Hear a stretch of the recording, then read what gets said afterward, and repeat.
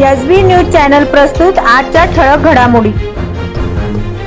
विविध मागण्यांसाठी अंगणवाडी मदतनीस सेविकांचे काम बंद, शासनाकडून तोडगा निघेना, अंगणवाड्यांना 17 दिवसांपासून कुलूप।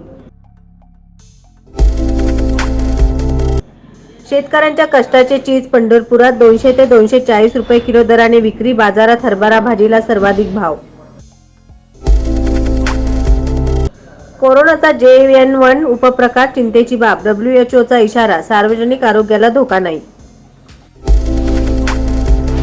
पत्नीच्या चारित्र्यावर संशय घेत जावयाने एकाच कुटुंबातील चौघांची यवतमाळमध्ये निर्घृण हत्या केली।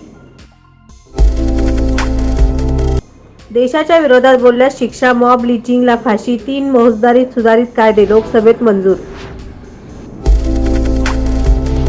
पालखी महामार्गावर दुचाकी स्वाराला मारहाण करून लुटले, चौघांवर गुन्हा दाखल।